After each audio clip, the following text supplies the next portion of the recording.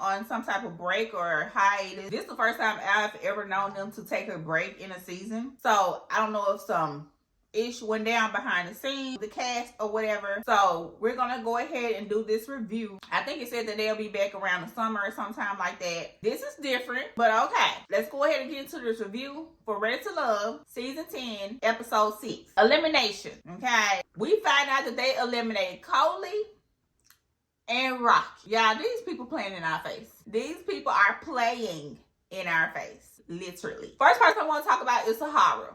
Girl, just eliminate yourself at this point. These men are not, capital N-O-T, not serious at all, okay? These men are not interested in you, Sahara. As much as Cam wanted to try to sit at this table and act like he isn't. Because really, in their opinion, all y'all ASSs can go bye-bye. But like I said on the last review, if I was her, I would have self-eliminated. I honestly don't understand why she won't. Do they get paid for being on the show or something? Do they get paid for, a certain length of time for being on the show or what? Because at this point, I literally do not get why Sahara just don't self-eliminate. You've been at the bottom every single time. You've been on the chopping block every single time except for once. And that was at the second mixer, okay? Other than that, she's been at the men's bottom 2. It must be some type of agenda or something. I don't know if she just wants to be on TV longer. I don't know what it is. Maybe they get paid for it. I have no idea. But it absolutely making no sense to me. And another reason why it's not making no sense to me is because she don't like any of the men either. So it's like...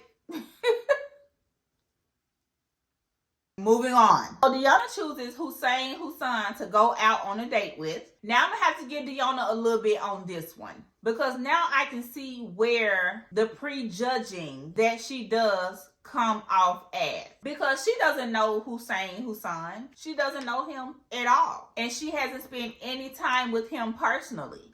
So I don't know where she got that from. What she was saying that she don't feel like he's a communicator and she feels like that he lingers on things or he won't tell people how he's feeling.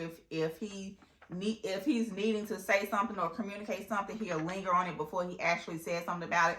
Baby, I don't know where she got that from. It really seemed like she pulled that out the crack of her ass, literally. And I can see what people are saying now when they say that she prejudges people before she actually get to know them, okay? And I feel like Hussein handled himself very well during that conversation. Moving on. Tay chooses Naheem to go on a house date with. Why are we having dates at the house, ma'am? Don't do that. I'm just trying to figure out why did Tay want to invite Naheem into her personal space like that. Especially with her saying that Cisco hasn't even been to her place before Naheem did. Why are we having house dates at the house? Okay, that's just a huge no-no. Naheem hasn't done half of enough, okay, at least from what we can see, to be invited into your personal space in your house like that. No, ma'am. But okay, girl. Tay also chooses to go out on a date with Cisco. I just got one question. Why is Cisco always sweating? I don't need him to get his body together. He just be sweating for no reason. Aren't y'all on the inside? Because when he went to hug Tay, you can see all the little wet sweat down his arm on his shirt. I'm like,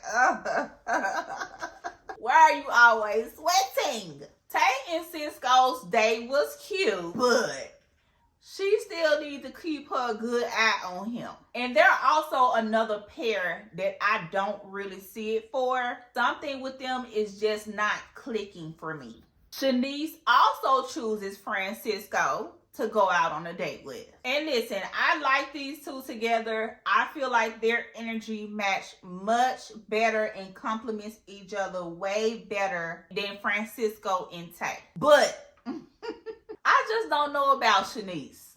I don't know. I'm like, first of all, you are on national television with no clothes on. Second of all, you don't know Francesco like that. Oh my goodness. This is even worse than you allowing somebody in your space. Tay, you got Shanice over here allowing somebody to see her personal body. You don't know this man. You don't know this man like that to be exposing your body to him. Like, oh my gosh. As many secrets as Francesco has revealed on this show, ain't no telling how many more secrets he got. He is a stranger to you. Basically, to me, this is equal to you exposing your body to a random on the street just because you think they look good. Do you know how many good-looking, crazy men it is out here in these streets? Oh my gosh, Shanice. No.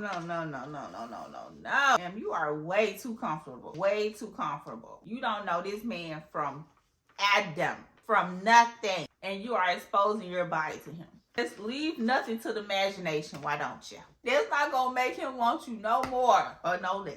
Anyway, Rose chooses Hussein to go out on a date with. Y'all, Hussein got him what? How many dates? Hussein got him 2 dates on this episode. Yeah, come through. And Rose and Hussein date was so sweet. However, I don't think that it compared to her and Cam. I feel that her and Cam match better as well as energy-wise, but Hussein seems like he's ready. That's the difference between the two men for me.